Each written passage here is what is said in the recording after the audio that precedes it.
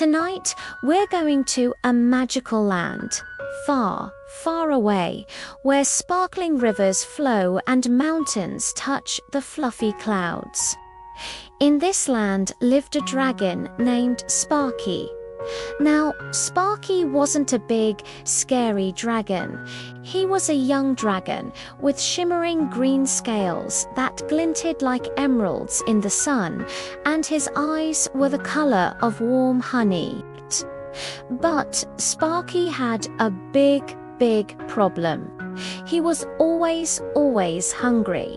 From the moment he woke up in his cozy cave, his tummy would start to rumble. Grumble, grumble, grumble. It was a sound that echoed through the whispering woods where he lived. His mum, a wise and gentle dragon named Ember, would sigh. "Sparky, my dear," she would say, "a growing dragon needs his food, but you seem to have a bottomless pit for a tummy." Sparky would just grin, showing off his tiny, pearly white teeth. "But Mom, everything is so yummy." And it was true. Sparky loved the sweet, juicy sunberries that grew on the highest bushes. He loved the crunchy moon nuts that fell from the tallest trees. He even loved the tangy cloudcress that floated by on misty mornings. He ate and ate and ate, but no matter how much he ate, a few moments later, his tummy would start its grumbly song all over again. One sunny afternoon, Sparky was chasing butterflies in a meadow filled with giggles. The flowers would let out a tiny giggle every time a breeze tickled their petals. But Sparky wasn't listening to the giggles. He was listening to his tummy. Rumble, rumble, roar. It was louder than ever before. "Oh, I'm so hungry," he moaned, plopping down onto a patch of soft moss. "I could eat a whole mountain." Just then, a little rabbit with floppy ears and a twitchy nose hopped out from behind a toadstool. Her name was Lily. She was carrying a small basket woven from willow twigs. "Hello, Sparky," she squeaked. "Why the long face?" "I'm just so hungry," Lily Sparky sighed, his little puff of smoke barely making a wisp in the air. "I've eaten a dozen sunberry bushes and a whole grove of moonnut trees, but my tummy is still empty." Lily twitched her nose thoughtfully. "Well," she said, "I was just on my way to the annual forest feast.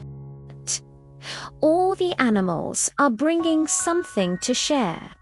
Maybe you could find something tasty there." Sparky's honey-colored eyes lit up. "A feast, with lots of food. A feast. Where? Take me there," he exclaimed, jumping to his feet. Lily giggled. "Follow me." "But, Sparky," she added, looking at his empty claws, "everyone is supposed to bring a dish to share. What are you bringing?" Sparky froze. "Share." He was so used to thinking about what he could eat, he had never once thought about bringing food for others. His face felt, "Oh, I don't have anything to bring. I ate everything I found." Lily's floppy ears drooped a little in sympathy. "Oh dear, well, come along anyway. I'm sure Barnaby the bear won't mind. He organizes the feast." So Sparky followed Lily through the winding paths of the whispering woods. Soon they heard the sounds of happy chatter and music. They arrived at a large clearing where long tables were laden with all sorts of delicious treats. There were acorn pies, dandelion salads, honey cakes, and pitchers of sparkling nectar. The air smelled absolutely wonderful. But as Sparky looked at all the food, a strange feeling washed over him. All the animals were gathered together, laughing and sharing. Barnaby the bear was offering a slice of his famous honeycomb pie to Squeaky the squirrel. The badger family was ladling out their mushroom stew for a family of hedgehogs. Everyone was giving and everyone was receiving.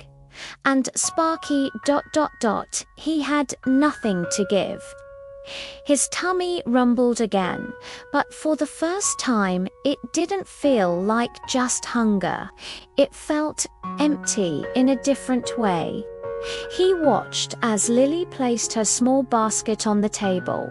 It was filled with sweet, crisp carrots she had grown in her garden.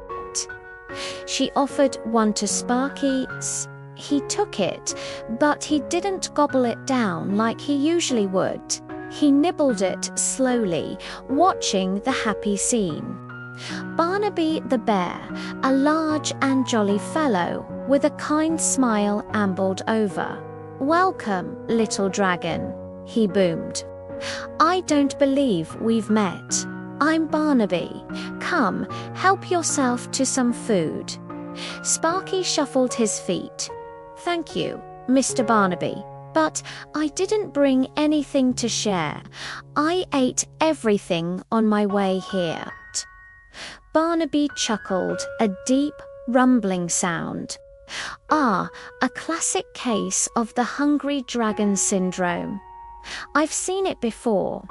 Tell me, Sparky, is your tummy the only thing that feels empty?"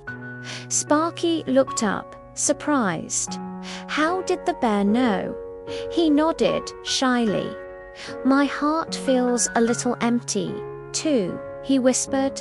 Barnaby patted his shoulder gently with a huge, soft paw.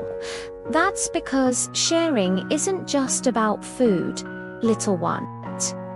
It's about filling up the hearts of others, and when you do that, your own heart feels full, too.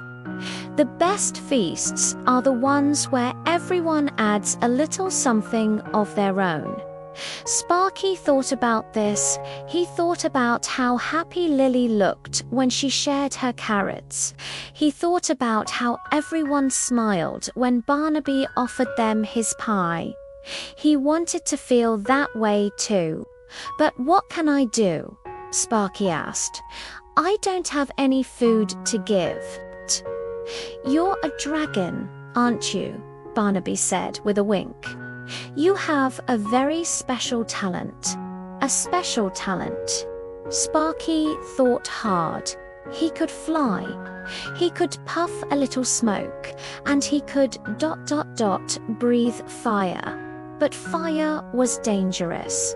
He would never use it to hurt anyone.